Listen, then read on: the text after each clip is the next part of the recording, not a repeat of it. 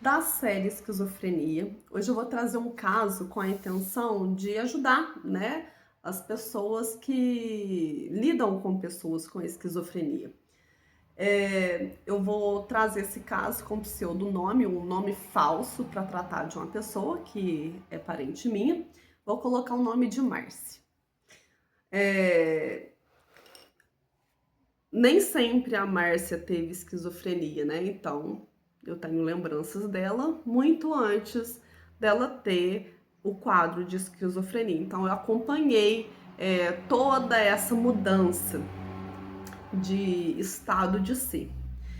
E depois de diagnosticada, né, com esquizofrenia, que é muito importante, principalmente na psicanálise, quando que se deu esse diagnóstico, que foi após a morte da mãe da Márcia, que é, ela teve um AVC e depois do AVC já veio acompanhada dessa esquizofrenia.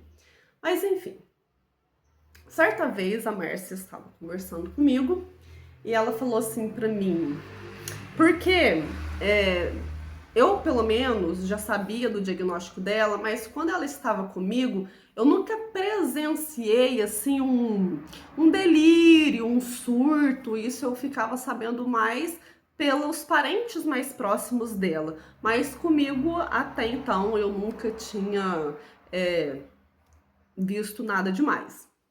Sabia, né? Tem um jeitinho realmente diferente, mas nunca perto de mim nenhum surto, um delírio muito grande. E aí um dia ela virou conversando comigo normalmente. Ela falou assim: "Eu posso te pedir uma coisa?"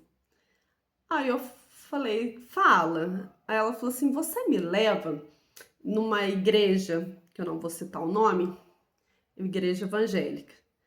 E aí eu falei assim: "Uai, um dia a gente vai sim." Só que ela não tirou isso da cabeça. Na verdade, ela não tirou isso da cabeça. Ela já estava com isso na cabeça. Isso fortaleceu ainda mais. E o marido dela me ligou, a filha dela me ligou e falou assim que a Márcia tinha falado que eu ia levar ela na igreja, que não era para fazer isso, porque nesses lugares ela tinha surtos muito grandes. Só que quando ela estava aqui, eu perguntei assim para ela: "Ah, mas por que você quer ir lá?" Aí ela falou assim: "Ah, porque o pastor, ele conversa comigo." Aí eu falei assim: "Tá, mas ele conversa com você onde?" "Ah, ele conversa comigo o tempo inteiro." E ele curou que ela tinha um sintoma, isso eu já tinha presenciado, que, tipo assim, em momentos tristes ela ria, dava da gargalhada, em momentos felizes ela chorava.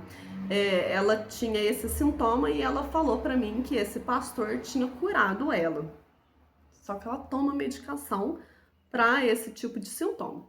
Mas momento nenhum eu falei isso para ela, né? Ela falou que o pastor tinha curado ela e que ele conversava com ela e que ele estava falando que era para ela ir lá, que ele ia curar ela porque ela arrasta uma perna um lado do corpo por conta do AVC que ela tinha tido. E que ele tinha falado que ia curar ela. E a esquizofrenia, ela tem uma questão da regressão. E aí ela começou a contar que, segundo ela, ela teve um namorado na época de moça dela, que hoje era pastor, e tá muito presente, às vezes, a culpa dela de sentir que talvez a vida dela teria sido diferente se ela tivesse ficado com outra pessoa. E que aí esse ex-namorado falava na cabeça dela que ela tinha que ir nesse outro pastor, nessa igreja, porque aquele fulano ia curar ela e que aquele fulano também conversava com ela. E pediu para me levar lá. E aí o marido dela, a filha dela, me ligou, falou que não é legal, que eles não levam, porque esses lugares dá crise nela. E eu não falei que eu não levaria ela, mas fiquei na minha e ela apareceu na porta da minha casa, toda linda e arrumada para ir na igreja, fez o marido dela levar ela até mim. E então eu fui com ela e momento nenhum eu dei assim ênfase, mas momento nenhum eu também reprimi ela daquilo. E a gente foi e a igreja estava fechada. E isso que é importante, porque ela cair em si ou não, mas ela observar por si próprio que as questões dela, porque não adianta alguém ficar falando assim, nossa, isso é delírio, isso tá passando só na sua cabeça, isso não acontece, não adianta você falar isso pra pessoa. E aí a gente foi embora, eu não falei nada sobre, só falei assim, olha, aqui tá fechado, né? Aí ela foi embora e eu falei assim, não, eu vou ver os horários, os dias e a gente vem um outro dia. De fato eu vi e ela ficou marcando em cima de mim e a gente foi. Num dia, e teve o culto normal e ela falava que ele falava que que ele ia chegar perto dela e ia curar ela. E foi um culto normal, ela assistiu todo o culto tranquila e nada aconteceu demais, ele não chegou perto dela e enfim, a gente foi embora.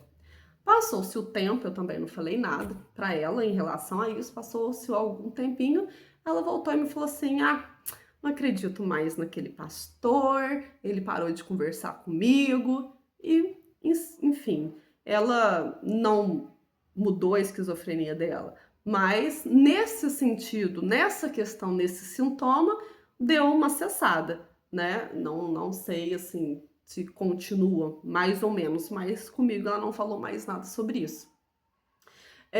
O que que eu uma vez eu assisti um filme que eu não vou lembrar o nome, vou pesquisar e eu passo aqui, um filme onde o rapaz, ele se apaixona por uma boneca inflável. E a família fica assim desesperada e leva ele no psiquiatra. E a psiquiatra começa a conversar com a boneca inflável e com o rapaz, porque ele conversa com a boneca inflável como se ele estivesse conversando com uma pessoa. E aí esses familiares falam assim para o psiquiatra: como assim? Nós estamos trazendo ele aqui porque a gente preocupa com ele e que a gente quer que ele sare, que ele cure. E ela fala assim: essa é a realidade dele e essa realidade existe para ele. Então, se vocês o amam de verdade, vocês têm que aceitar a realidade dele. Não é viver dentro da paranoia da pessoa, mas aceitar a pessoa dentro da condição que ela está. E isso mudou muito a minha perspectiva de certas situações, o porquê que a gente quer mudar algo no outro que a gente considera que está errado, né? Porque é a vida do outro, sabe? A perspectiva do outro, mesmo que ele não esteja lidando com essa realidade tal como a gente. A questão da morte da mãe, na psicanálise, a gente fala que quando o sujeito ele já tem uma predisposição para psicose, é porque essa pessoa não fez um corte simbiótico desse cordão umbilical no momento que deveria ter sido feito. E a questão dessa minha parente, a história dela é a seguinte: ela teve outros irmãos e ela foi a única filha mulher. A mãe dela perdeu o marido muito cedo, então ela perdeu o pai muito cedo. E a mãe precisava muito dela para os serviços que elas trabalhavam em casa, fazendo encomenda para entregar para as outras pessoas. Então todos os filhos seguiram a sua vida, mas essa filha ficou. E essa filha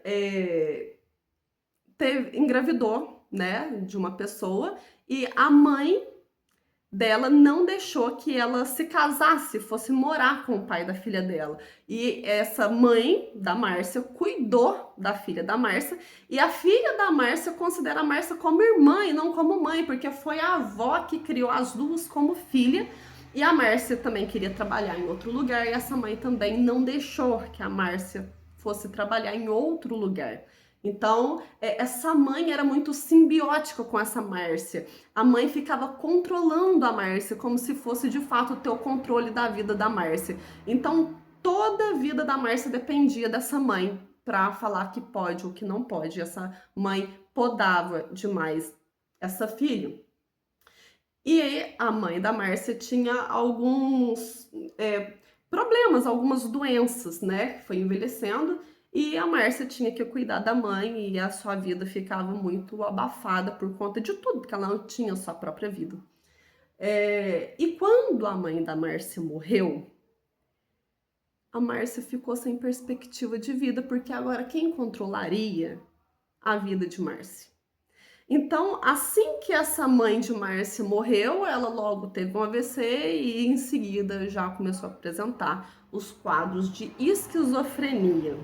Eh, a questão da psicose, na estrutura psicótica da psicanálise, tem muito a ver com essa simbiose, com esse não corte simbiótico de mãe e filho, né? Ter uma simbiose com o filho é muito importante na fase aí da criança, do neném. É muito importante que o filho precisa de se sentir seguro, se sentir amado. Mas quando não se corta, não se faz essa castração, não se faz esse corte, o sujeito ele não consegue se enxergar como sujeito, como indivíduo, como único sujeito que vai para a vida, vai lidar com essa vida, né? E foi o caso da Márcia tá aí para provar a teoria da psicanálise. Quando não se tem essa mãe, o sujeito foge dessa realidade, porque ele não dá conta dessa realidade sem essa mãe. Uma informação importante é que depois, né, que a mãe de Márcia morreu, o pai da filha da Márcia passou a cuidar da Márcia.